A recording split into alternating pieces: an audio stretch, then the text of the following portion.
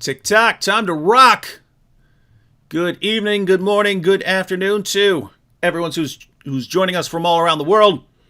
I was just telling IP I'm expecting something to go horribly wrong because everything today has gone horribly wrong in terms of anything involving a computer or editing or videos today has just been going weird. Exporting stuff. Anyway, uploaded the wrong video. Anyway,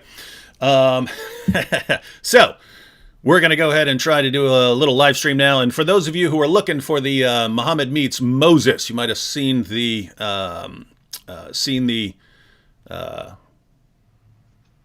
it announced earlier. I had to take it down. That was a incorrect version that was missing some things.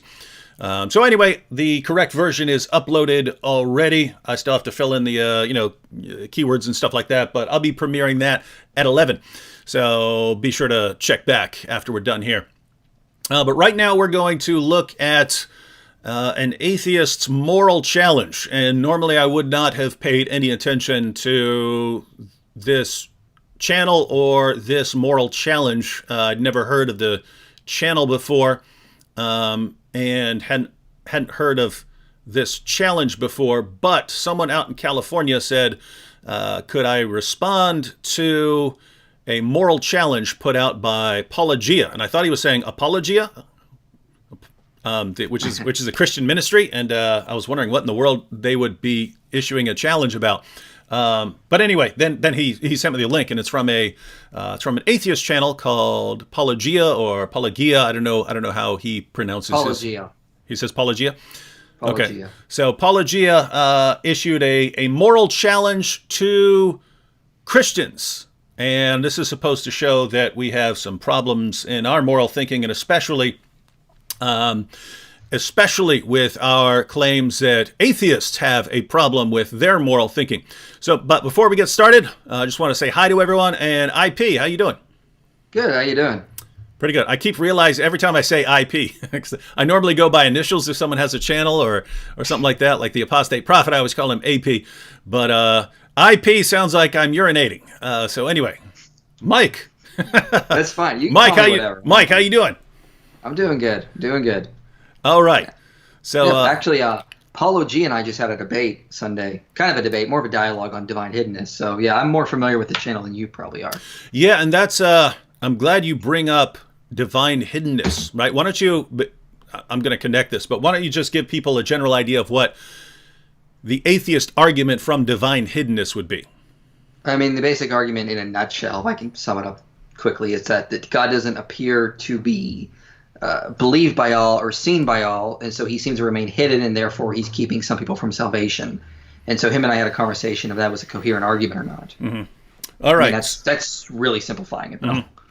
Yeah, so all kinds of issues can go into that. If we wanted to flesh it out, we could spend a lot of time going through what the atheist argument from divine hiddenness is. And this was one of my objections when I was an atheist. I would just, look, if God wants us to believe in him, why didn't he appear to us? Why didn't he do something? Why didn't he come down here, start striking lightning bolts around, right? Why is he hiding from us, right? But the idea is, if we sit here and go through the argument, we will do our best to give an accurate representation of what the argument is. And when we try to refute it, we will do our best to accurately state what the argument is and then try to refute it. The same thing with the problem of evil. My entire doctoral dissertation was on one atheists, like I believe Draper's an agnostic, but one critic of theism's argument from evil. So he's arguing that the kinds and varieties and so on of evil in the world present a kind of problem for theism because what we see in the world is much more probable on the assumption that naturalism is true than it is on the assumption that theism is true. So he had several versions of the argument, but I very carefully laid out his arguments and then said what I thought was wrong with them. The reason I'm pointing this out is because for some reason, and we talked about this last week when we were talking about the moral argument, Michael, is this your experience that when atheists try to state what our arguments are and what the moral argument is, or what these various the ontological argument is it your experience that they almost never, there are exceptions, but they almost never state accurately what our argument is? I'd say about 75% of the time, in my experience, yeah. It's like the moral argument is about moral ontology, and a lot of times atheists tend to confuse that with moral epistemology or normative ethics, and it doesn't have to be. When I say that, by the way, I'm not saying that there's something that they're intentionally misrepresenting the arguments, right? No. I think it's just that they really just don't seem to understand what the arguments are. They don't seem to understand what our claims are. And we said this last time. Usually when you bring up the claim that there's no foundation or basis for right and wrong in atheism as a worldview, the immediate response, even from very, very educated atheists, is, What are you saying? You're saying I can't be moral. Nope. Not what I'm saying. Not what I've ever thought in my life. Never occurred to me. Has nothing to do with the argument. As far as the things I've done in my life, if you go back to from basically when I was 5 years old up until I was 20 years old, I would say the vast majority of the people who have ever existed have lived far more moral lives than I have, and so it's got nothing to do with it. And that kind of takes us into the video, because I watched through this a couple times. I watched it a couple times a day. I probably watched it about 6 to 7 times or now. And my main problem with this video is there's a lot of conflating going on between the different branches of ethics. And so I gave you some slides. Mm-hmm. I want to go through these slides first and foremost before we go through the video, because if we go through these slides first, when we watch the video, I'm sure some people will start to see some of the issues that are going to come up. And so we need to understand what ethics is, what theists mean by the moral argument, and what is kind of going on here. So when you're ready to put up the slides, just let me know, and I can go right through them and just explain what's kind of going on here. Just so you know, JMD Apologetics 101 says, David Wood and Michael Jones, what do these guys know? So you're being harassed, and just so everyone knows, there are new YouTube policies against harassment, and so JMD Apologetics 101 has to be banned forever from YouTube. All right. That's fine with me. I'm perfectly fine with that. All right. All right. So we're gonna look at the slides here and notice what's going on. Michael is trying to be very careful in defining his terms and defining what we mean when we say various things, because when you do that, there's much less chance of misrepresenting. We need to do that because ethics is a very hard study to explain. Sorry, I'm laughing at the atheists over here. Check out, there's a level of atheist argumentation over here. DW fears those who do not have sky wizard delusions. That's like the same comment by the last 900 atheists who came to my channel. You need a sky daddy. You need a sky wizard. You need a magic dragon in the sky. I've gotten to the point where atheists start insulting me, and I just kind of laugh. I'm like, yeah, that's great, man. Whatever. Yeah, I wouldn't have a problem with it if it wasn't so completely unoriginal, right? It's like every time I make a criticism of Islam, it's the same response. Oh, look, you're saying your sky wizard is bigger than their sky wizard, and that's like all. That's all. Guys, just to be clear, I'm not talking about all atheists. I have a ton of atheists I get along with. I've had multiple atheists in live streams with me, Abdullah Samir and Armin Navabi and AP and so on. Paulogia is actually Paulogia and Shannon Q. Just was on their channel for the debate on divine hiddenness. Great atheists. Nothing against them. I think they're his video sounds like he's trying to be as reasonable as possible, not trying to get nasty or not trying to be insulting and so on. We got Mike Winger with an exclamation point here. Oh yeah, he's here. All right, Mike. You can watch our live stream and see how it's done, and then take some of the skills you learn back to your own channel. All right, well, we are going to get into the issue right now. Now, keep in mind, I am a philosopher. Michael is a philosopher. Amateur. But we are going to, of course, be using some philosophical terms. We will try to break down those terms as much as we can. If you do not understand some term, Don't worry about it. Don't worry about it. Try to get it, but if you don't get it, we will be breaking down the issues in a way that should be perfectly clear. So again, if you're seeing a term and you can't get your mind around that term, I'm saying this because I know from experience when I study certain kinds of philosophy, I can't figure out what they're saying. So it's like when I study continental philosophy, I will sit there and read it and I don't understand what they're saying. So I think there's a problem with me, and then I read it again and read it again and read it again. I still can't understand what the continental philosophers are saying. And then eventually I start thinking that they're not actually saying anything. So I start making fun of continental philosophy and stuff like that. But I don't know. I don't know if they're actually saying anything. I can't understand what they're saying. So no shame in not understanding something we're about to say, especially if this stuff is new. But try to follow along, and we'll certainly do our best to break down. But basically, I'm going to hand things over now to Michael. He's going to give you a little introduction to how we're using these terms and so on. Introduction to how we're using these claims when we talk about the moral argument and so on. And then after that, we'll get into the video and we'll see what you guys think of the video. All right, you ready for your first slide here? Yeah, let's put the first slide up. So right. The problems with this video is it's conflating a lot of different branches in ethics. So what do we mean by ethics? Ethics is the study of what is right and wrong, good or evil, the study of moral principles that govern a person's behavior, the conducting of an activity, or what is valuable. That's a very colloquial definition. I wouldn't say it's a rigorous definition, but just get an idea of what it is. It's the study of right and wrong, good or evil. So next slide. Okay. So then there are different branches of ethics. Mm-hmm. One of these branches is called metaethics. It looks at what we mean by morality. And I put a little bit more, a definition I got off IEP, believe that, but we don't have to go over that. That's just a more rigorous definition. Metaethics is more about what do we mean by morality. Is it objective?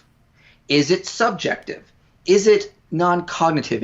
Is it something that's just defined by the culture? Is it defined by the person? Is it really objective? And if it is objective, is it some sort of natural objective morality, or is it non-natural objective morality? It's more about what we mean by morality. When I do my series on metaethics, you can go to the next slide. There are many different views. Oh, one second.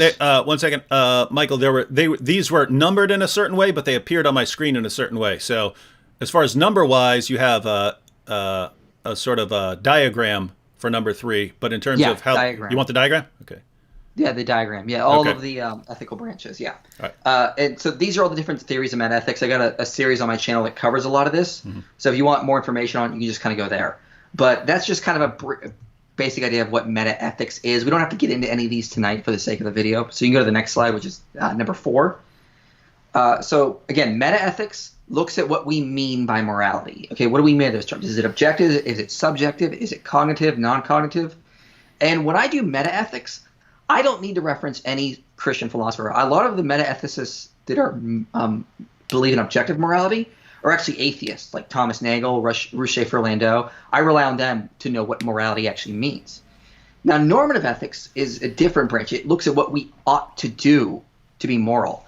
Should we try to increase the well-being for the most number of people? Are there specific moral laws we cannot break, like a deontologist? Like, it's always wrong to kill, regardless if it reduces well-being or causes more well-being. It's just wrong to kill. Normative ethics looks at what we are supposed to be doing in the moral world, and there are different theories about that. So metaethics, what do we mean by morality? Objective, subjective, cognitive, non-cognitive. Normative ethics looks at what we ought to be doing. And these are different branches. So you can go to the 5th slide now. Okay, now moral ontology. Moral ontology isn't really a field in ethics. It's more in ontology, but it overlaps. And this looks at what morality is. What is the nature of morality? Are moral values and duties irreducible? Like they just simply are fundamental they are? Are they emergent from some sort of natural phenomenon? Are they simply non-existent, like a nihilist would say? Okay, so if they exist, where do they come from and what are they grounded in? Moral ontology is where the moral argument focuses on. It doesn't focus on metaethics. It doesn't focus on normative ethics. The moral argument is just made from moral ontology. For example, when I argue in metaethics for objective morality, also called moral realism, that's different than moral ontology. Again, I can reference just atheists that are philosophers when I do metaethics. But when I get to moral ontology, I'm obviously going to rely on theistic philosophers who believe that objective morality is grounded in a deity, namely God. So notice the differences here. Final slide. Now, moral epistemology is a branch that's sort of like, again, it's not actually in ethics, it's in epistemology, but it covers a lot of different areas. Moral epistemology overlaps into metaethics. It overlaps into moral psychology. In fact, when you do metaethics, looks at what you mean by morality, you're doing a little bit of moral epistemology. They overlap a lot. But this looks at how we know what is moral. Okay, can we ever know that it is wrong to torture innocent children? Can we ever know anything is morally right or wrong, just or unjust? How do we know what is moral? That's what a moral epistemology is looking at. Is it intuitive? Is it something we have to discover in nature? How do we know?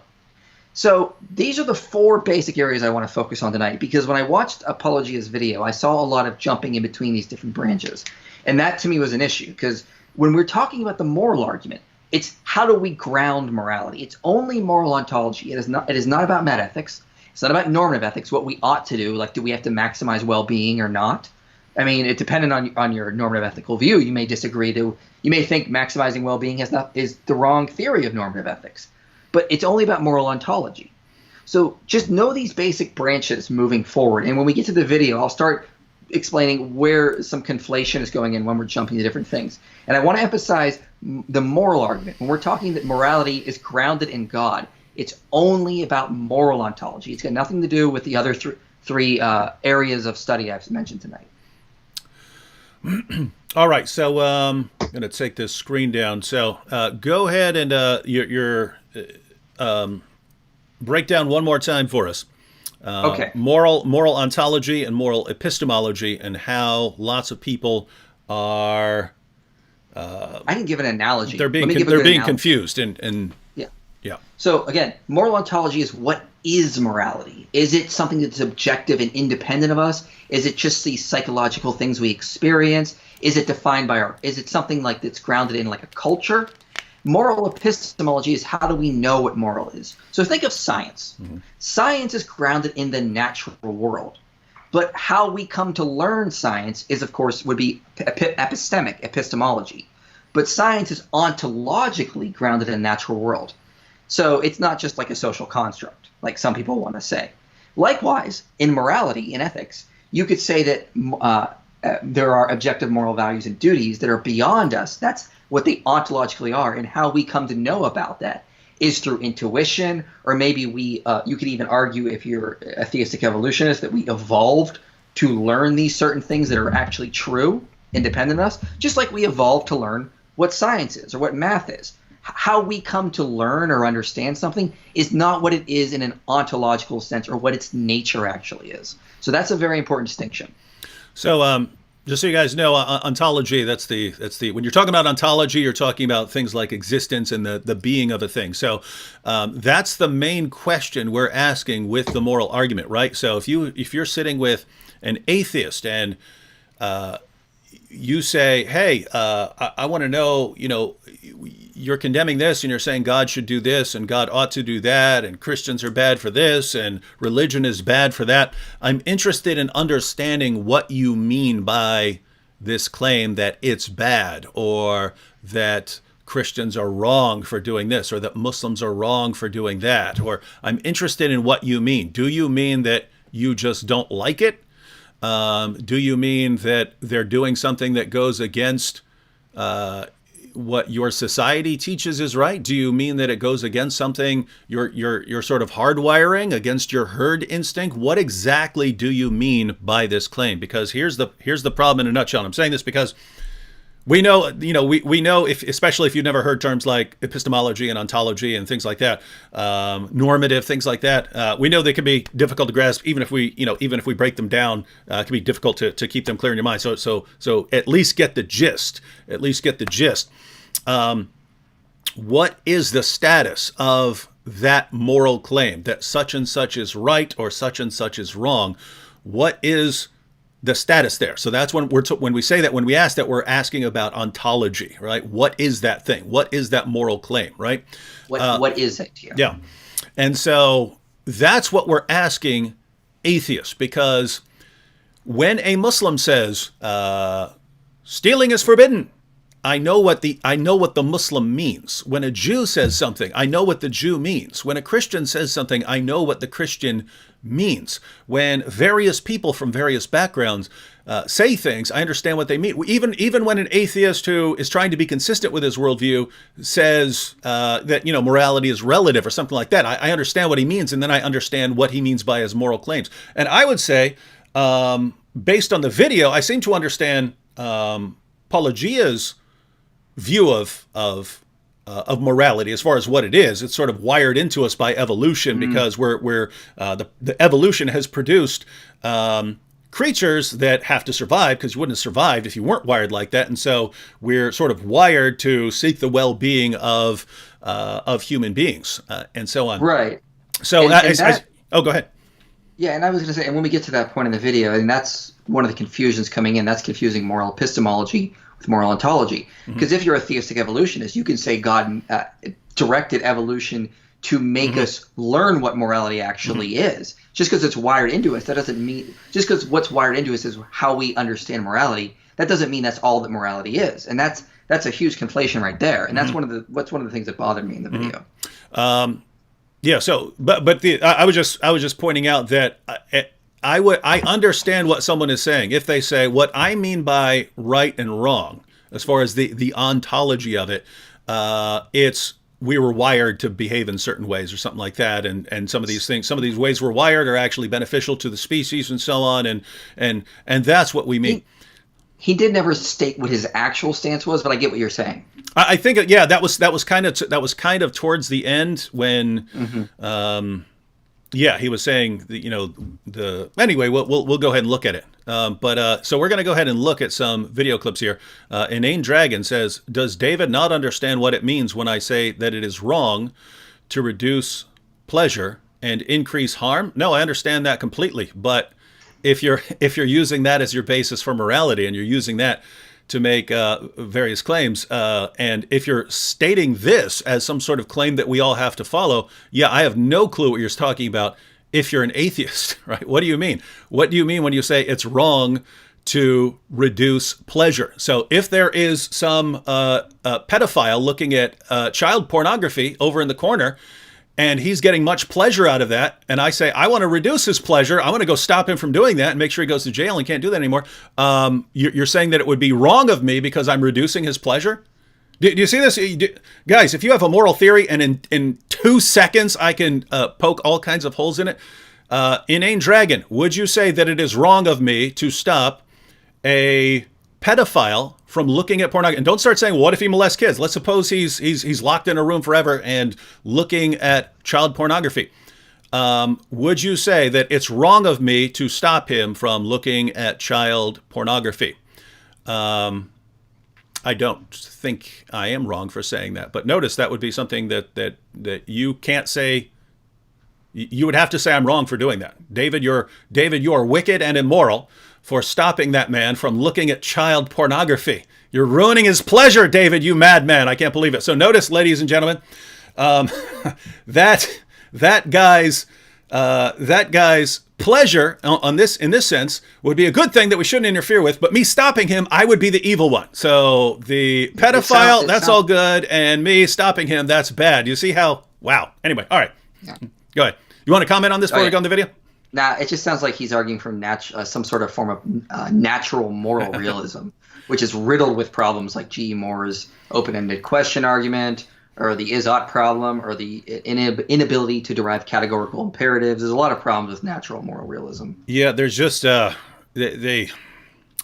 they lay down this, here's my view, and they've clearly never thought through it. They've never considered objections. They've never allowed anyone to raise an objection. That's why they say it with confidence, and they can throw it forward as, does David not understand this? If you're okay defending pedophiles, which is what you just did, then all right, here we go. All right, so we're going to go and look at this video. The video's a bit longer. He has some stuff at the beginning, but I tried to cut forward until we're at the part where he's just giving his argument. So I'm going to kind of probably catch him somewhere around the right spot here. But we'll go ahead and watch a minute or so at a time, or 45 seconds to a minute or so at a time, because we don't want to try and get to everything at once. So, Michael, I don't know if you wanted to try and listen as we're going, but here I'm good. All right, here we go. Format.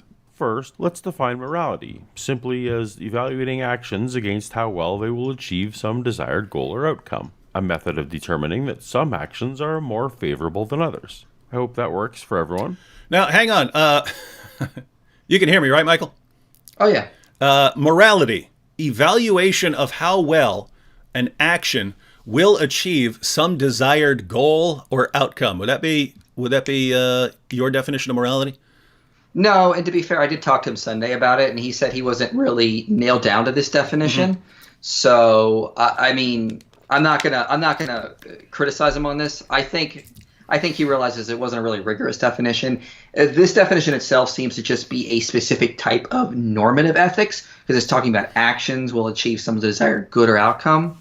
It's kind of general and vague, but it wouldn't really encompass things like meta ethics or applied ethics. But he, to be fair, he said, he wasn't nailed to this. It's just it wasn't part of his main argument. Yeah, guys, because I can see all sorts of problems with this. And so it's good that he's not nailed down to it, right? But as soon as you start incorporating in there, matter of fact, let me go back to it just so I make sure I don't misrepresent him here. Second, I frequently hear Christian let me go back define to morality simply as evaluation of how well an action will achieve some desired goal or outcome. So, what if the desired outcome is as much power as possible, and so you try to slaughter everyone who gets in your path, and so your actions would be geared towards reaching that goal or outcome. And so anything you do, no matter how many people you're slaughtering, if your goal or outcome is as much power as possible, well, your acts would be moral by that, in that sense. And that's kind of the difficulty I have with talking about desired goals or something like that.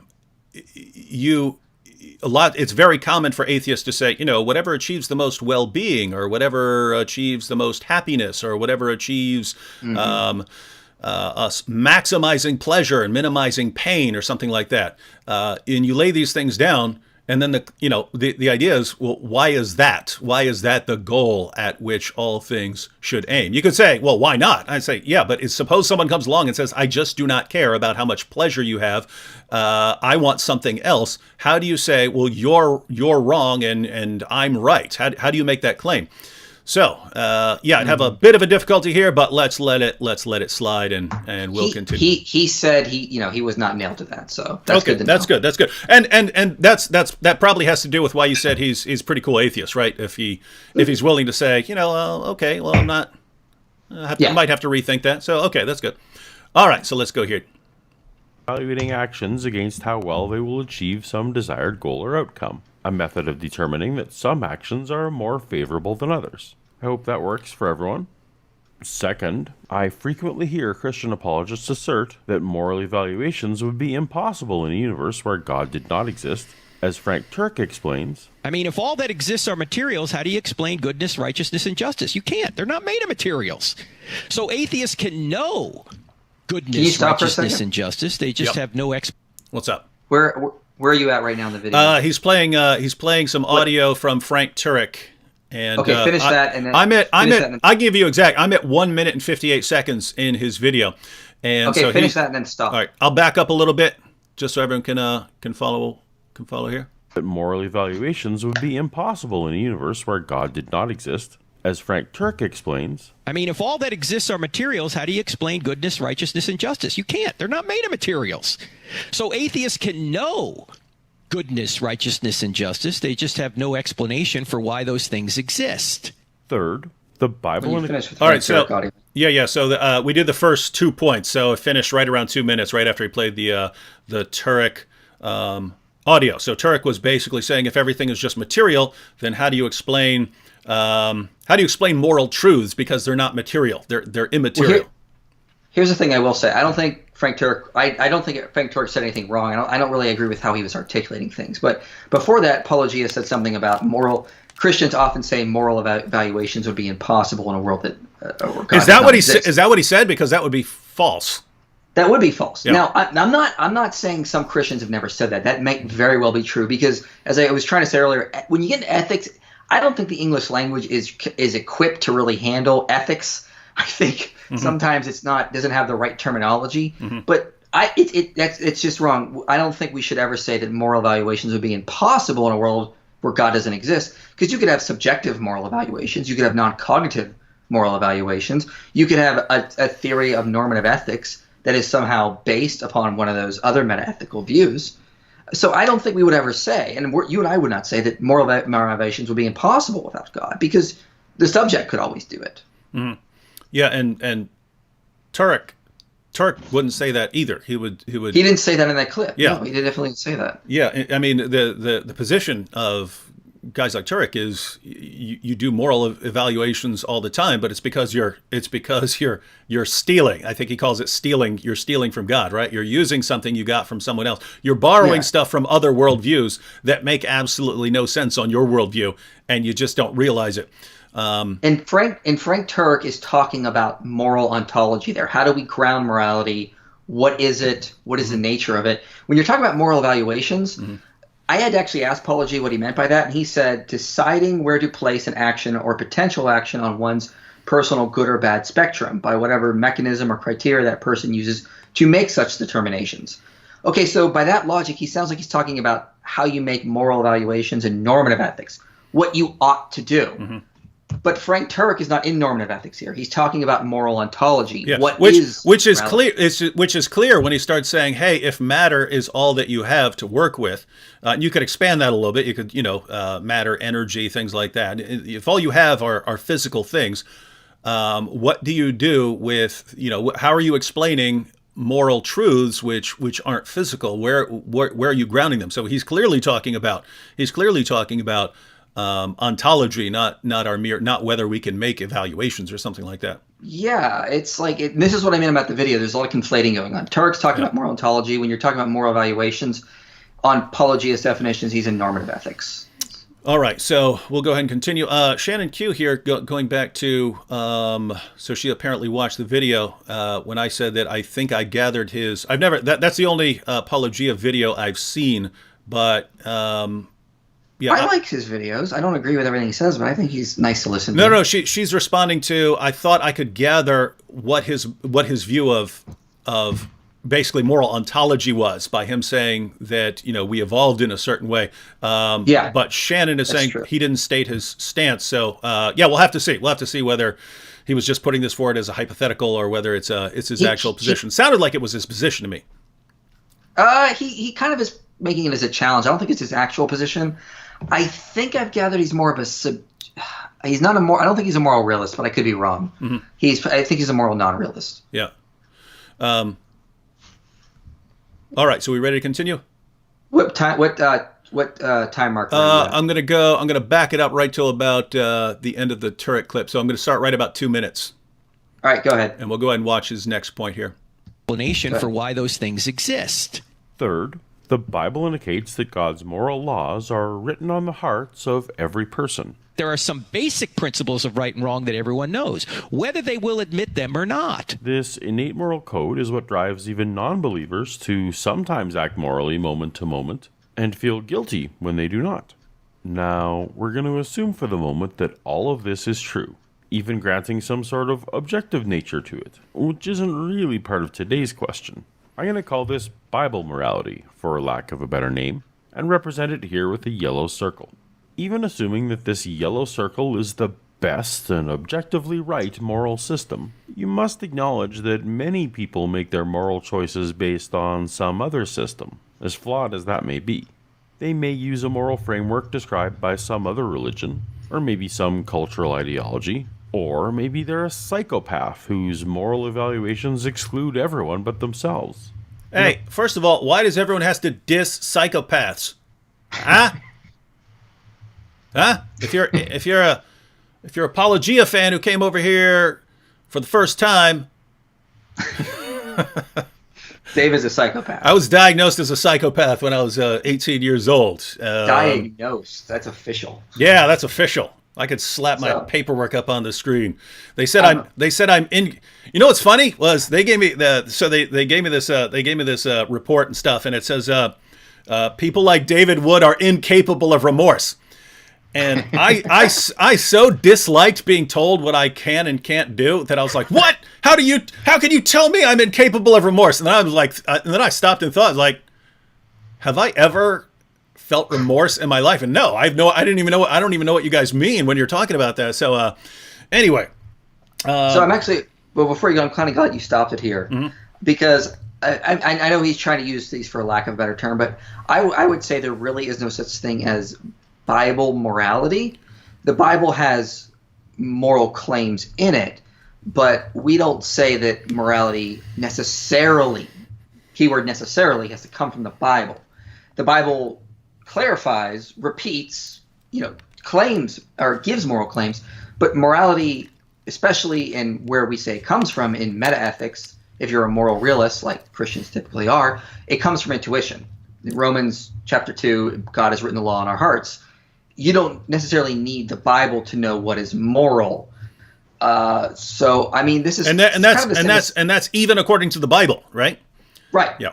Right. So I don't like using the term Bible morality. I know he's using it for lack of a better term, as he said, but it's sort of setting up almost a straw man, which he's going to come back to later, because there really isn't Bible morality. The Bible it includes morality, but it encompasses more. It's not like we have to get our morality from the Bible. We can say that the Bible, teaches things that we know to be moral. It confirms things we know to be moral. It may shed some more light on better ways to understand morality, but I don't know. It just doesn't. It puts a bad feeling, or it gives me a bad thing. Like, that's just not the right term for it. Mm-hmm. I mean, I would use the better term more like maybe a certain type of normative ethics, like virtue ethics. You could have said maybe deontology. I don't know. I just didn't really like the term. Yeah, I'm a little confused here too. I mean, I guess if you're thinking of sort of Bible morality as like the sum total of all the Bible's moral claims. So you have that. You have all of the commands about right and wrong, all the Bible statements about what's right and what's wrong. But then you would sort of have this. You'd have sort of let's say a biblical view of moral epistemology, a biblical view of moral ontology, and so on. So you have, basically the claims that the Bible makes about what's right and what's wrong, then, how we know these things. And so, God gives us a conscience that we, something like that. And then you have, of course, what is it that grounds all of these things? But, and we're going to see this as we go on, but, yeah, I think he's going to confuse these when you notice if you come up with like a generic term like Bible morality, and we would, in order to be clear, we'd have to say, tell us exactly what you mean by Bible morality, so that later when you're talking about it, you don't import some other interpretation, some other understanding or meaning of what you're saying there. And this is not entirely his fault. Again, as I said, ethics, I don't think the English language is equipped to handle ethics. It just isn't. It is difficult, right? Because notice, if you're talking to an atheist and you're talking to a Christian, you say, hey, Bible morality and stuff, you guys would have a general idea of what you're talking about there, right? What the Bible's saying and stuff. When you're laying out an argument that is supposed to be a problem for Christians, or if it's supposed to be a response to a Christian argument, once you're making arguments and refutations of arguments and counter arguments and things, that's all of a sudden when you need to be pretty clear in what you're saying. So what he's pointing out here, in Bible morality, apparently he's saying that there are things in the Bible that other people, and this is the slide here, that people from other religions and other cultural ideologies are going to agree with. And so that's the overlapping area, and then the areas that aren't overlapping, like the yellow part that's not orange or pinkened. Those are claims that the Bible makes about right and wrong that don't overlap with certain cultural ideologies. So the claim that you should love the Lord your God with all your heart, mind, soul, and strength, right? That is foundational in the Bible. You're supposed to do that.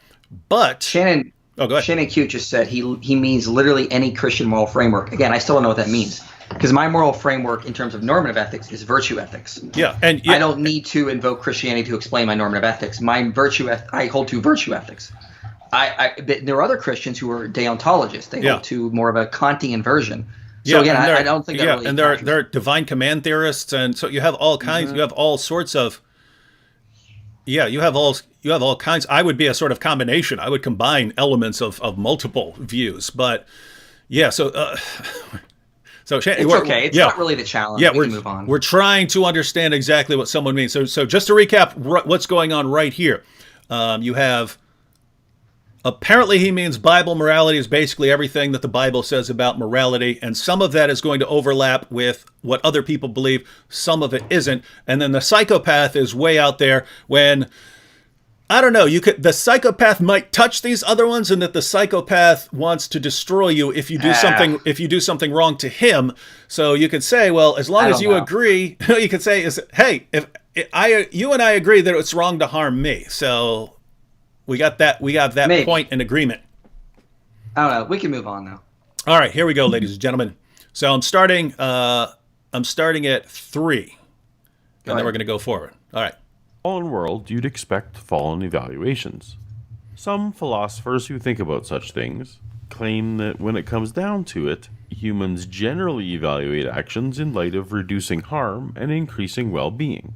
And because we are a social species, that the further we extend these considerations beyond ourselves, to family, to tribe, to nation, to species, and so on, and extend them from short-term to long-term time periods, the more success we have in surviving.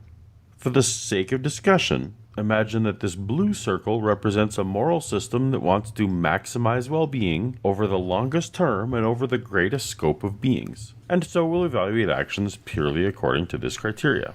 Well, I'm stopping at 3:45 because I just had a huge problem with something you said there. Yeah, me too. I had 2 problems, but yeah, go ahead. I'll state my problem, then you can point yours out. It was how he.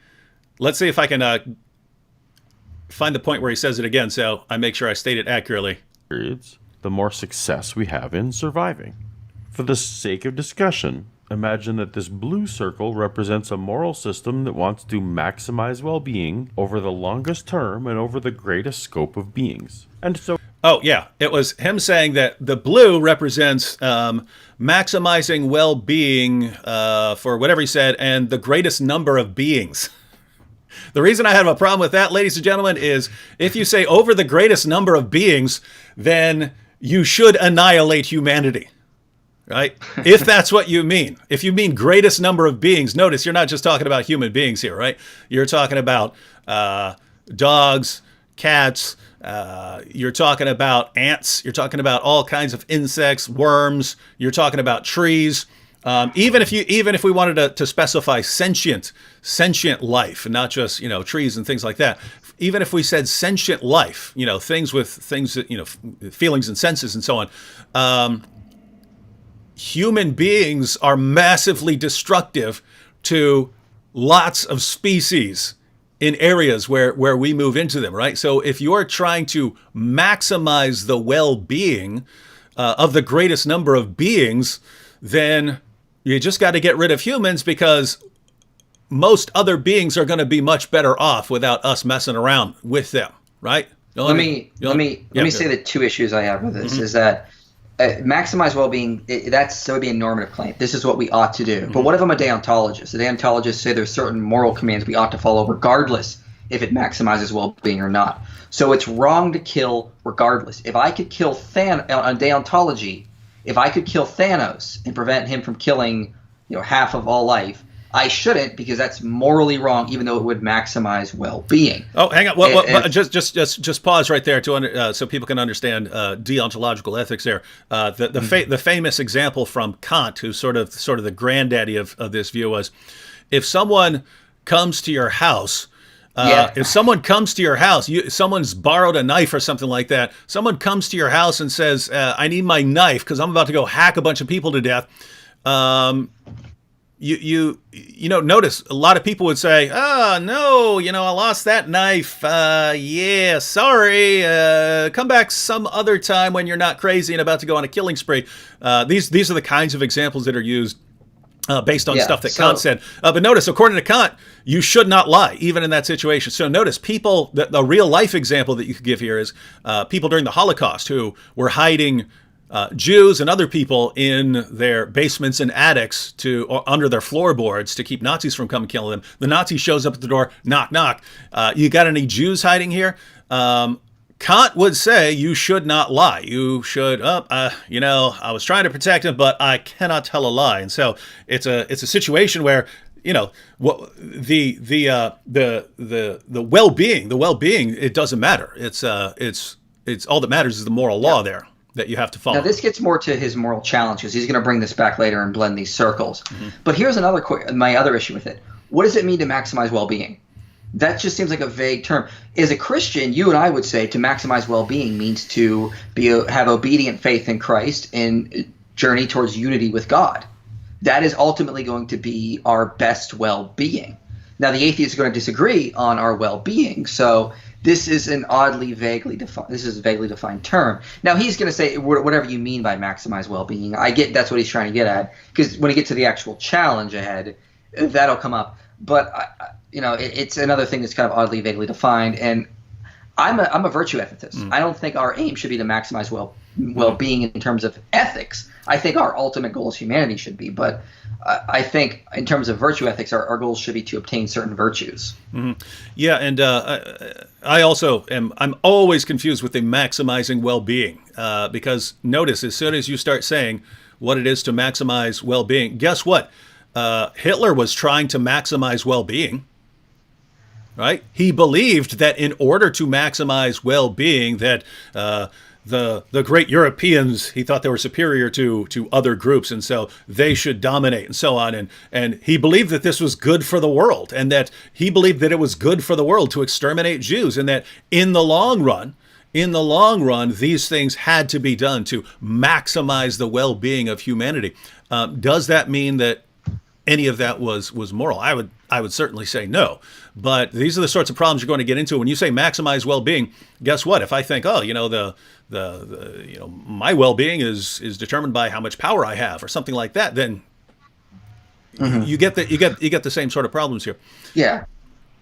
Well, maybe we should move on to the actual challenge. I wanted to address one comment here, because I wanted to point out that when we're explaining moral views, it doesn't mean that we hold those moral views. So if we're saying when IP is talking about a deontological position, saying that it's always wrong to kill or something like that, that's not his position. He's explaining the position and saying that different people have different positions. So Hadith Salam said here, if a Muslim captures you and tortures your family, you would not kill them. IP would not kill in self-defense.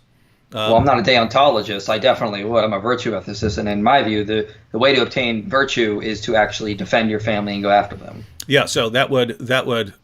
So what he's saying there is he has a moral obligation to protect his family, and so he would do that. So I would say I would try not to kill, but there are certain situations if a terrorist is, let me give you another example. If a terrorist is running in, he's got his finger on the detonator, he's about to blow everyone up, and you can tackle him before he detonates it, or if you're a cop and you shoot him, I don't think you've done anything wrong. I think you've done something right. You have to do that sort of thing. With that said, if you could stop him in a way that doesn't kill him, I think you should try. You should take that route. But no, neither one of us would hold that you should never kill a person or something like that. There are situations where you have to do that to protect other people. All right, so let's go on. Let's go on here. I'll go ahead and back it up a little bit, just so we're not stuck in the mid-sentence of what he was saying right there. All right, so I'm starting at, let's say, 326. We've gone a little farther than that, but going back to 326. Yeah, that's fine. So we'll get to his time periods, graph. the more success we have in surviving. For the sake of discussion, imagine that this blue circle represents a moral system that wants to maximize well-being over the longest term and over the greatest scope of beings, and so will evaluate actions purely according to this criteria. We know that the real world is messy, and we could ask a lot of interesting questions. And perhaps this is vastly inferior to the yellow. But all we need for now is that blue is a theoretically possible evaluation system that evaluates actions against maximizing well-being. It should be clear that when evaluating potential actions, some actions will be moral in the blue system, others will be moral in the yellow system, and some actions will be evaluated as moral by both systems. And that agreeing overlapping area we will represent by green. All right, I'm pausing at 418, which is just when he finished his showing the green area. He hasn't really explained much. Just I want to make sure everyone understands it, because we do want everyone to understand his argument, right? We hope that atheists understand Christian arguments, and we hope that Christians understand atheist arguments. But so Bible morality, as he seems to be using it, is just whatever the Bible says about right and wrong. And if you came up with everything you could say is about right and wrong solely from the perspective of a moral view that just says, hey, whatever maximizes the well-being of the most number of beings, again, well, we probably need to scratch that, because then you just end up with nonsense. You'd end up having to kill all human beings to protect other species. But assuming he really means human beings, maximizing human well-being, then if you wrote a list out, if you wrote a list of all the things you should do that would maximize human well-being, you'd have that sort of a collection of rules. And he's pointing out that there's some overlap there. So there are things that the Bible says, like, do unto others as you would have them do unto you, or something like that. So don't be a hypocrite. So he could say that, well, that I would say the exact same thing on in my project of maximizing well-being. So there's some overlap, and the overlap there is going to be the green area. The blue area and the yellow area would be areas where that system makes a claim that the other system would reject. So if the Bible says that you should love the Lord your God with all your heart, mind, soul, and strength, but maximizing well-being, let's say from an atheist perspective or something like that, would not include that, then that would just be in the yellow section, but not in the shared section. Anything you want to add? No, I would just simply say what he's going to get to after the challenge, which is he thinks maximizing well-being might be a subset of Bible morality. I would simply say they are equal, in my view, is that Bible morality is equal to maximizing well-being in terms of, even extending beyond morality. Mm-hmm. But that's all I would say. Mm-hmm. So in other words, if I'm understanding you correctly there, if you have if you're looking at this chart from a Christian perspective, and you're saying, well, if God told us to love him with all our heart, mind, soul, strength, and to love our neighbors as ourselves, and so on down the list, that all of this is it's maximizing our well-being to do this, and therefore they're going to be the same thing. Yeah. All right. So I'm starting at 418. Yep, go ahead. 418 in the video, and let's see where he's going with this. But the diagram isn't attempting to depict any kind of relative scale, only represent the existence of these regions. And now we can get to the challenge expressed in my tweet. Challenge to Christians. What is an example of something in the yellow portion that you think most non-believers would agree with instinctively, presumably because it is both objectively true and written on our hearts? In other words, consider actions that the Bible condemns or condones that isn't already condemned or condoned by a system attempting to maximize well-being. If God has indeed written his law on the hearts of everyone, then we would expect that at least a significant portion of the population would accept such proclamation as intuitively correct, even if only deep down below their suppression of said truth. And so, my Christian friends, do you have any examples of actions that fit in the yellow portion while simultaneously affirmed by the conscience of non-believers? If so, all right, so we got to I stopped at 515 there. Mm-hmm. Well, you see some difficulties with what he's saying here. So just so everyone knows, what he's saying here, this is his challenge to Christians. So the yellow portion is going to be things that the Bible says are right and wrong, and that therefore are supposed to be written on people's hearts, but would not be part of the green area. In other words, you would not believe those things from the perspective of just maximizing well-being. So he said, again, if something like do unto others as you would have them do unto you, he could say, yeah, but we would believe the same thing, and so it would be in the green area. I'm saying, what do you have in the yellow area that is written on people's hearts or in their conscience, but would not be part of maximizing well-being? Nothing. That's my argument. Nothing. They're mean the same thing. I don't think the challenge. I think the challenge is a non-starter. It doesn't really. get at what we mean by our normative claims, what we mean, I don't know. I would just say nothing. I would just agree with him. There is nothing. But when as a Christian, I would say to be a Christian is to maximize well-being. So nothing. Yeah, I would explain things a little differently. I'm actually thinking in terms of medieval philosophers distinguish between truths of reason and truths of faith, and they're not using faith. They're not using faith in the way that atheists use it today. The truths of reason were things that you could figure out on your own apart from revelation, and the truths of faith were things that those would be revealed to you. Now they can be repeated, right? So the existence of God would be both a truth of reason and a truth of faith. But I would view moral claims in sort of the same way. There are things that you can just know by nature, and there are things that would be revealed to you. And something can be both, right? You could sit around and figure out, I shouldn't be a hypocrite. I should do unto others as I would have them do to me, and stuff like. You can figure it out, but you can also be told that. You could be told that by Jesus. So I'm thinking of it in terms of that. Now, what he's basically saying is, what he actually believes is sort of written on our conscience as far as how we act. He's just going to say that we're wired to do that, right?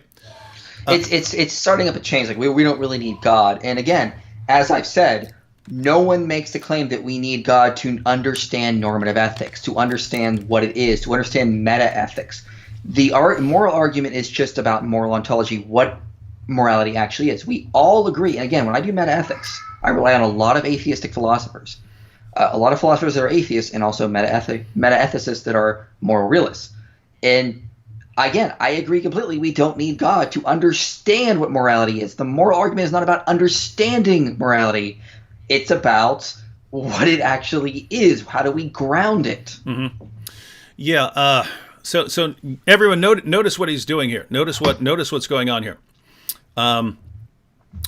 There are certain features that human beings in general would hold to be right and wrong. Don't torture old ladies for fun. That would be bad according to the Bible. That would be bad according to most people. So let's say it's in that green area. It's in that green area. So we have some sort of common moral belief. We believe that it's wrong to torture old ladies for fun. What we're trying to get at in the moral argument is what is the status of that? Is it just something you've been raised to believe in your society? And if you notice, you could raise a kid from the time he's born to believe that the greatest thing he can do in the world is torturing old ladies for fun, right? There are people in Pakistan who believe that if your sister walks down the street without a male escort, you have a moral obligation to beat her to death, right? And they believe that that's right. They really strongly believe that. So the question is, what is the status of our beliefs? Are all our moral claims simply this is what our society taught us, or are these things wired into us?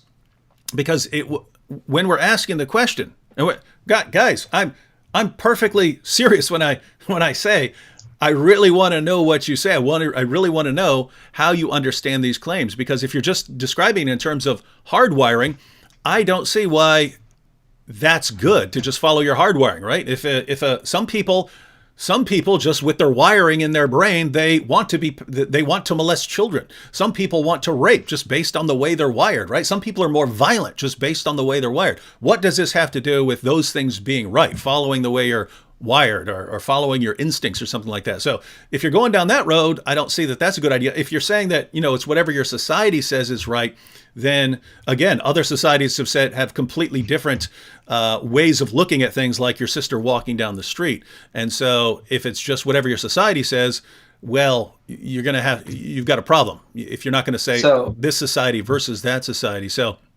go ahead. There's a comment in chat. So per IP, there's no argument for God for morality. Oh my goodness. No. Again, go back to the original slides in the beginning.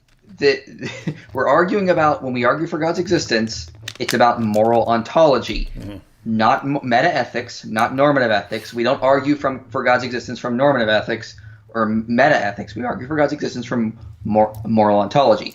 The person clearly doesn't understand the slides I went over in the beginning of the different branches I was talking about. Yeah, so notice, I mean, we started this whole thing off by pointing out that atheists, and again, not all atheists, a lot of the people who watch my channel are atheists. Some of the biggest fans who watch my channel are atheists. Again, I do live streams with atheists. I get along with lots of atheists. The atheists who are sort of aggressive and going out and refuting, they just seem to overwhelmingly completely misrepresent what the arguments are. And we started off by pointing out that atheists have a problem accurately representing arguments. We gave an example by showing that when we talk about atheist arguments, we try to represent them accurately. Then we play this video, which is a massive misunderstanding of the moral argument and what's at stake in the moral argument.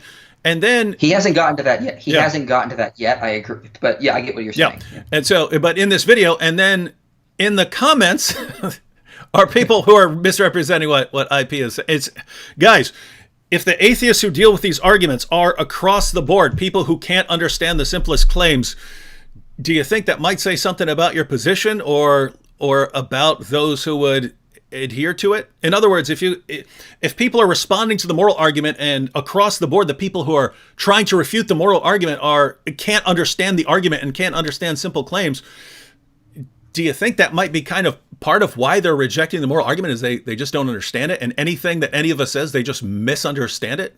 I don't know, but I'm seeing a correlation here, ladies and gentlemen. All right, do we want to keep going here? Yep, let's go. I want to get to what he gets to when he talks about biology and everything. All right, here we go. I'm starting at 5:15. Please leave your thoughts in the comments of this video, or find the link to the original tweet in the description of this video. I'm pausing it right there at 5:21. He's telling people if they have an example of something. Again, guys, think about what he's doing here, right? So a lot of what's in the Bible are things that other people, other people would agree with. But he's going to say that those other things that people would agree with, like the things that atheists would agree with are, I think this is what he gets to in the end, are just kind of the way we're wired because our species is geared towards maximizing human well-being. And so those are going to be part of our wiring.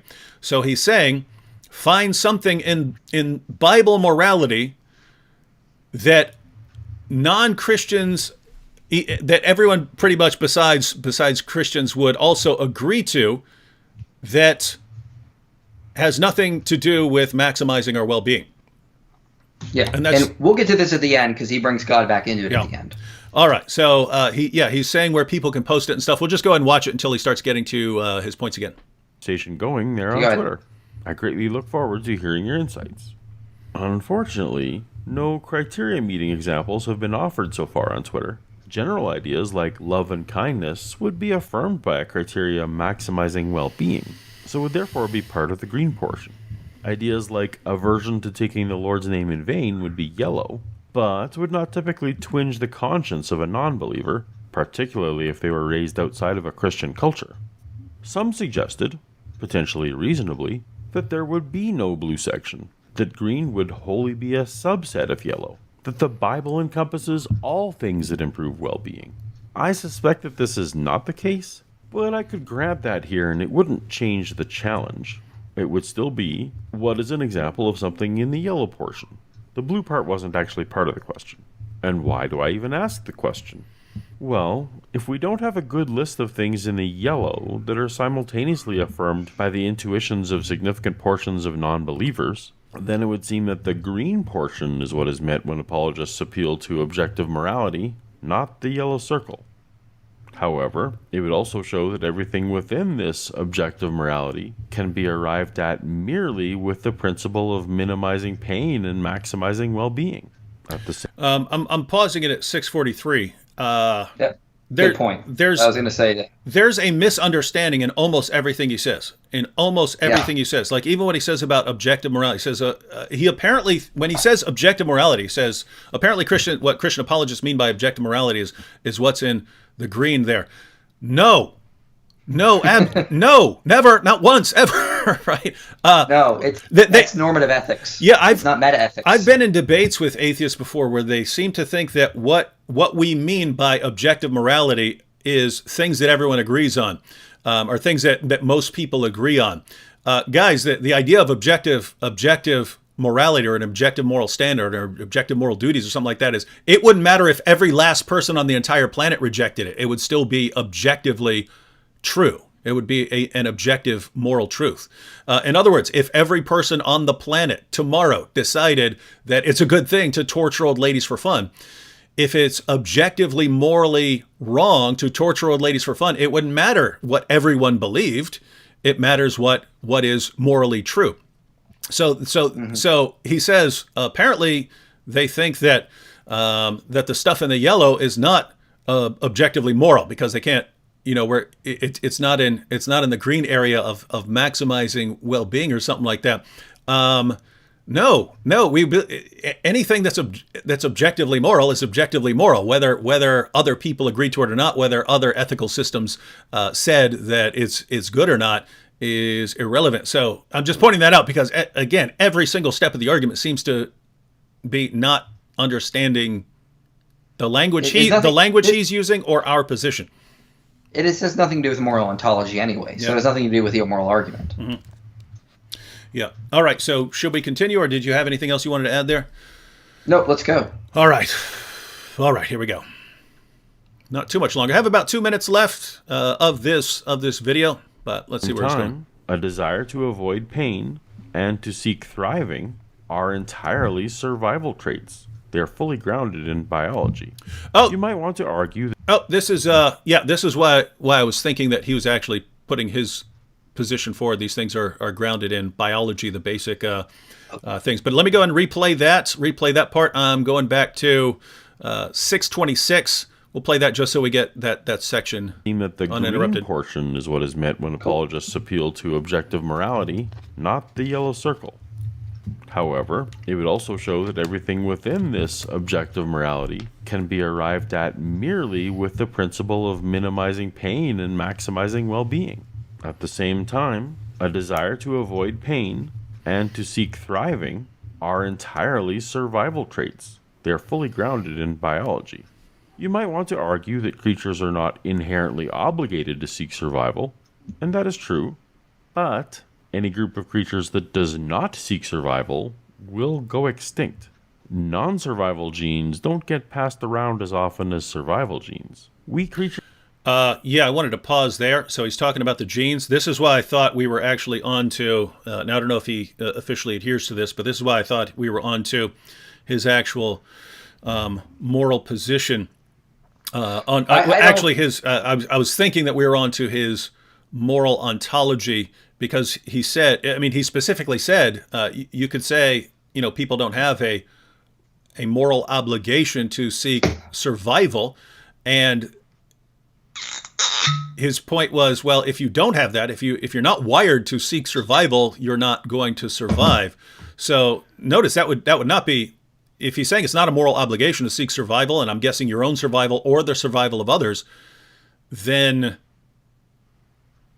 wow. Then if that's actually his position, I might want to listen to that again and let it continue. But yeah, maybe go back a little bit and listen to it again, because I have a lot here, because to me it's what I was mentioning at the beginning. Yeah, just because you said we're wired to believe something, that doesn't mean what morality actually is. Yeah, guys. So if you didn't understand what we're saying, we're basically not sure if he's laying out his moral view here. If he is, then what he was just saying was, you could say, hey, you don't have a moral obligation to seek survival, either your own survival or other people's survival. But species that do seek survival are just going to outlast other species. Other species are going to die off if they don't seek their own survival. And so notice, it's not because there's any sort of objective moral obligation. It's just, you're just wired to do this. So that's what I'm saying. If he's back to, you're wired to do this because your species has survived, and something that helped your species survive was that it seeks survival, then That is very interesting. So I'm going to go ahead and back it up just so we make sure we're not misrepresenting him, because we try not to do that. I'm backing up to, let's say, about 649 here. All right. And we'll go ahead and play it from there. Survival traits. They are fully grounded in biology. You might want to argue that creatures are not inherently obligated to seek survival, and that is true. But any group of creatures... He just said it's true. He said you might argue that you don't have any moral obligation to seek survival, and that's true. So I think we might. Let me back that up. Again, I'm trying to understand what he's saying, but trying not to misrepresent what he's saying here. I'm going to back it up slightly further. And, for those of you who aren't entirely interested in this topic, bear with us here, want to listen to this. We just don't want to misrepresent what's being said here. So I'm backing up to 636, and I'm just going to let him talk here. Objective morality can be arrived at merely with the principle of minimizing pain and maximizing well-being. At the same time, a desire to avoid pain and to seek thriving are entirely survival traits. They are fully grounded in biology. You might want to argue that creatures are not inherently obligated to seek survival, and that is true, but any group of creatures that does not seek survival will go extinct. Non-survival genes don't get passed around as often as survival genes. We creatures alive today are descendants of creatures that wanted to survive. Since by definition, everything in the green is sufficiently explained by pursuit of well-being, the desire for which is sufficiently explained by biological survival advantage, and if what Christians call objective morality is contained entirely in the green portion, then God is not necessary to explain it. You may All right, I'm going to pause it right there at 734. He finished. Yep, I'm there too. Yeah, it's God is not necessary to explain. He once again said that what Christians mean by objective morality is what's in the green. No, that's not what. And not okay. He said God is not necessary to explain it. He's talking in this whole thing about normative ethics. Like we have to maximize well-being or we have to survive, whatever the normative claim is there. Mm-hmm. Yeah. God is not necessary. No one argues from normative ethics to God's existence. It's about moral ontology. Mm-hmm. So when he presented this moral challenge, he was trying to get to this point that God is not necessary to explain it. And I'm like, yeah. But again, the moral argument is in moral ontology, not normative ethics. So the challenge is a non-starter to really make the Christian think about if God is necessary, because God still is necessary in terms of moral ontology, not normative ethics. That was never the point. Mm-hmm. Yeah, and let me go ahead and say let me be charitable and say where I would agree, right? If he's saying that our species is wired to seek their own well-being, and so you're wired to seek your well-being, and part of seeking your well-being is that you're wired to seek your family's well-being, and we just have kind of a herd instinct that makes us want to help others. If that's what you mean when you say that stealing is wrong or killing is wrong, is that it somehow conflicts with our herd instinct to sort of seek the general well-being or something like that, I would say no. As far as arguments are concerned, God would not be necessary for that. I would think God would be necessary for a lot of other things that go into your position, such as even having a universe or having a world with those kinds of creatures and so on. But if basically what you're saying is, hey, I'm wired to seek other, the well-being of other people, and so I try not to hurt people and stuff like that. Prove to me that God is necessary for that. That's not what we're saying. We're saying we're assuming that you guys mean something beyond that, right? We're assuming that when you say that you shouldn't torture old ladies for fun, we are assuming you mean something beyond, I was wired by, biological processes to not like that sort of thing because it conflicts with my herd instinct. We're assuming that you mean something beyond that, because if you don't, if all you mean is no, that's the way I was, that's kind of what I was wired to do. Again, what do you do with people who are wired to do massively horrible things? How is it more right for you to follow your wiring and wrong for them to follow their wiring. If you say it's right for you to follow the way you're wired and wrong of them to follow the way they're wired, then you're appealing to some standard that's beyond your wiring, and you don't have that. All right, what do you have to say about this? I would say a lot of this section here is more about moral. What he's explaining is moral epistemology. Sometimes he's moving into normative ethics. He's saying that, you know, like we have these sort of desires to want to sort of survive. Yeah, but that would be moral epistemology. So, but again, and I would even say that our ability to want to survive is not the same thing as what we mean by maximizing well-being in morality in general. So take the example of Dirk Willems. Have you heard of Dirk Willems? Nope. He was a guy who escaped from prison, and a guard ran after him and fell into the ice. Willems saw this, turned around, and went around and saved his life. The enemy soldier then arrested him, took him back to prison, and executed him a few days later. Willems would have survived if he would have just let the guy die. But it was immoral, in his view, to let that guard die. It was better to be moral and then be executed a couple days later. So morality is something different than survival. If I saw a tiger trapped and is suffering, it may be the moral thing to do to release the tiger, even if the tiger kills me.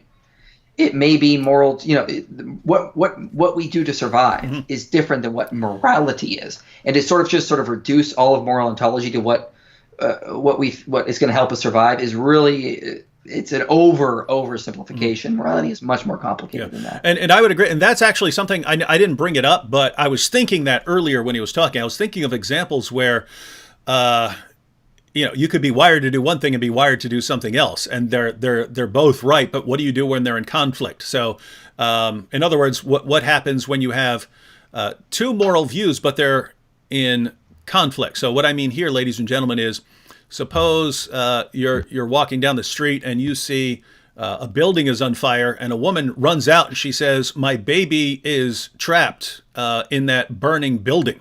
All right. So you're wired, and you have a moral responsibility to seek your own survival. To, you know, you have a vested interest in self-interest. But let's say you're also wired to have a kind of herd instinct where you want to help out the rest of the species.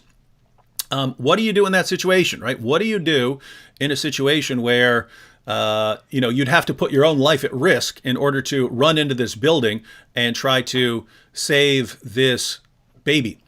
What you could say is, you know, well, you should, you know, maybe, hey, you're older. You know, I'm talking about from a strictly biological, maximizing well-being perspective, that, you know, the baby's got more years ahead of him or something like that. But it seems to me the only thing you could do here is try to do a calculation. What are the odds that the baby is alive and is going to be more valuable to society, to helping other people than I am? And if the baby does have a better, you know, a good chance of survival and is going to be a better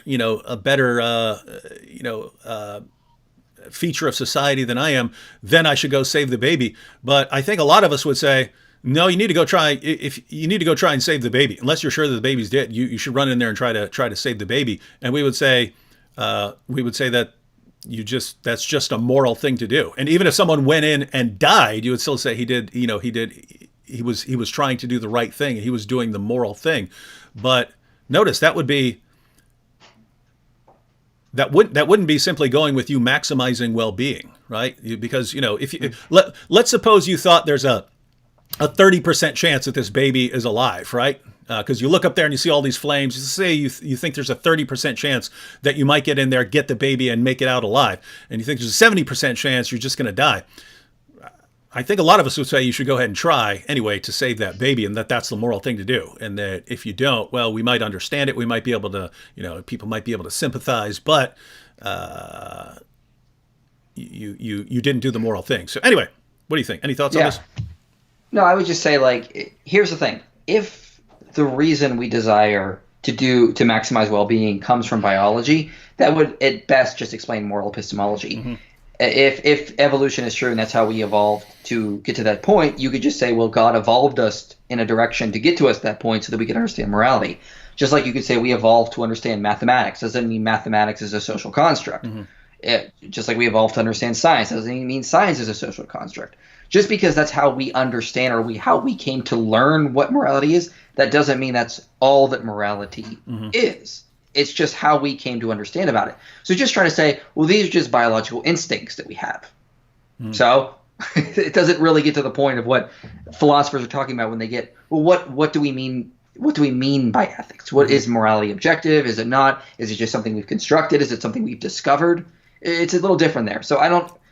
And again, this has nothing to do with God. So the whole challenge as a non-starter is trying to get God out of there and saying we don't need God there. And it's like, yeah, but we know when we're talking about normative ethics or moral epistemology, we never claimed we need God. It comes down to the fact is that the moral argument strives or basically is a function of moral ontology. It never had anything to do with these other branches. All right, so let's go ahead and it's 10:22, so we don't want to go definitely past 10:30. So let's go ahead and play the rest of this video, and then we'll give our final thoughts on all of this. God is a better explanation, and you might even be right. But you can't insist that he's necessary in such an explanation. So Christians, you have your challenge. If objective morality exists, is written on our hearts, and requires a God for explanation, I look forward to reading your answers. But if you can't think of any, maybe the requirement for God to explain the morality we observe is an argument you should stop making. Just a thought. And speaking of maximizing well-being, there's a group of atheist and skeptic YouTubers who are... Oh, actually, it looks like that's the end. It looks like he's advertising atheist YouTube channels there. But guys, if you want to follow those, if you want to follow those atheist channels, then you can go over to those atheist channels. I mean, you can go over to the Paulogia's video. I believe I put the link in the description box. You can click on his video and check out those channels. All right. Well, we're done with that video. So, what do you think? Massive misunderstanding here. Again, it's when we talk about why God is required for morality in general, we're talking about moral ontology. And what we talked about last week is I just said, if you believe in non-natural moral realism, that just means you believe God exists. They're the same thing. Non-natural moral realism is the same thing as saying God exists. It has nothing to do with normative ethics. It has nothing to do with moral epistemology. It's a moral ontological claim. So I will keep using the moral argument because you can explain any system of normative ethics without referencing God, that doesn't get to the argument that is the moral argument. So I think it just misses the mark, unfortunately. And I like Paul. I don't think this is entirely his fault. I think some Christians are bad at explaining the moral argument. I think they're bad at explaining metaethics. And sometimes but again, metaethics is hard. I was listening to Ruth Schaefer Landau today, and even he stopped at one point. He's an atheist and he's a moral philosopher, and he just stopped and he said, I need to stop because I'm about to say something false. So let me reword this. Even he struggles explaining this sometimes. Moral ethics is a hard subject to explain and study. It is. So I don't think it's entirely his fault. I just think, but again, I think we just need to understand that that's not what the moral argument is. It has nothing to do with the challenge here. Yeah, and maybe I know you've got lots of videos dealing with various philosophical issues like this, but I might make some arguments where I'm very careful in explaining everything that I mean, because guys, I used to teach philosophical ethics at Fordham. Been out of that for a while, so I'm not up to date on the latest, but it's not like the main positions have changed much in the past 10 years. But so I taught philosophical ethics at Fordham, and to this day, I cannot understand. I have no idea. I have no idea how atheists ground ethics. I know the theories that many atheists would adhere to, but when I try and understand how, and when I say atheism here, so an atheist will say, but that's just lack of belief in God. That doesn't tell you about the rest of my worldview. So I'm using it in the sort of stronger sense of naturalism. I cannot fathom how you ground your moral claims and views in naturalism. And so in that sense, I would agree with Frank Turek that you seem to be borrowing them from somewhere else and you just don't realize it. But as far as what Paulogia was saying, that, as far as what we're wired to do, if he's just saying, hey, we're wired to do certain things that are, that help our species, if that's all you mean by your moral claims, if when you say this is wrong, you really mean I'm wired to feel like this is wrong, but there's nothing objectively wrong about it, but I'm just wired to feel this way, I would agree. I would not base an argument for the existence of God based on that. The assumption here is that you mean something more than that, and atheists generally do. And notice, you have to. You have to. When you start complaining about this or that thing that other people have done, or when you start condemning God for not doing this, when you say God ought to have revealed himself or something like that, you're making moral claims, and you're saying that our rules would even apply to God. That doesn't seem like something you would get from just the way you're wired to help your species, that you would then be telling God he has to do certain things, or that he has a moral obligation to do certain things.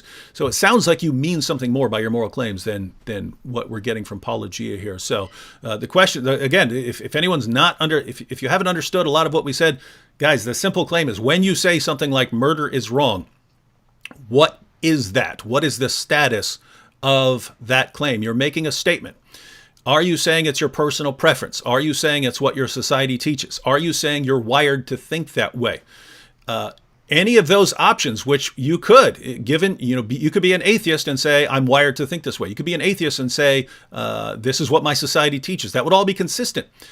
But if that's where your moral claims are grounded, you got some problems here. You have some massive problems. And at the end of the day, I don't think you really believe that, right? I mean, I don't think you really believe that your moral claims are just a matter of society or something like that. You could say that, but I don't think you really believe it. Because if so, then you couldn't condemn other societies and so on. All right, any final thoughts? No, no, I'm happy with it. Again, I think the challenge was a whole non-starter. I would say nothing if the challenge was offered to me, and I would say biblical morality, if that even is a thing, is just the exact same thing as maximizing well-being. But that's, again, has nothing to do with what the moral argument is claiming. Mm-hmm. All right, so Paulogia, if you're watching this, then we'd like you to clarify some definitions, maybe contact some Christian apologists and say, hey, here's exactly what I mean by this or that, and then come out with, if you get a chance, because this seems to be the route you're going, and you're trying to give accurate, arguments and so on, to lay out your argument in more careful terms, where we're not able to just say, hey, you don't seem to understand the difference between moral epistemology and moral ontology, or no, that's not what we mean by objective morality, or what exactly do you mean by Bible morality and stuff. Clear, lay out all your definitions, and then you might give us something to worry about. If anyone has any questions about metaethics, I have a whole series on my channel on metaethics. I go through an introduction, and then I critique some of the other views like non-cognitivism, error theory, relativism, moral relativism, Sam Harris's view, natural moral realism, and I explain my metaethical position, which is more non-natural moral realism, and then I also present the moral argument in that series. So that's one of the playlists on my channels if you want to check it out. That'll cover a lot. It should help explain a lot more of what's going on here and what we mean when we try to say morality is grounded in a necessary rational being.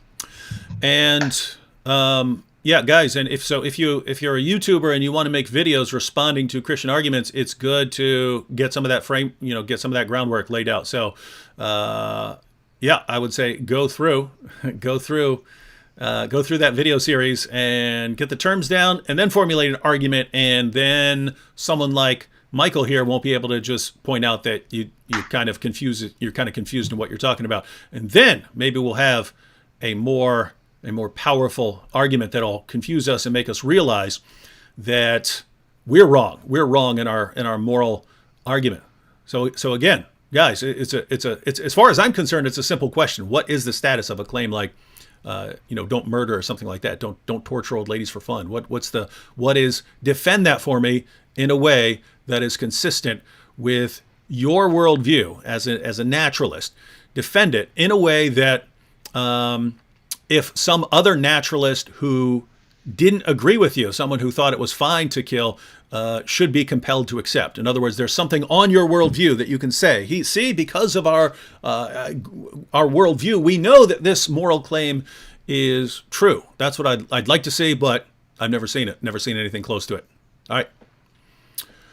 All right, Michael. All right, until next time, I believe I'm going to be back with Michael once we get closer to Christmas. I think I'm going to do a couple live streams on one of my pet peeves. Yeah, on Christmas. Is it a pagan holiday? Is it immoral for Christians to celebrate Christmas? We're going to be dealing with these questions for all you Grinches and Scrooges out there. We'll be getting that soon. Oh my gosh. That's so annoying. But yeah, I will totally go through every single tradition with you. All right, we are doing that. All right, catch you guys later.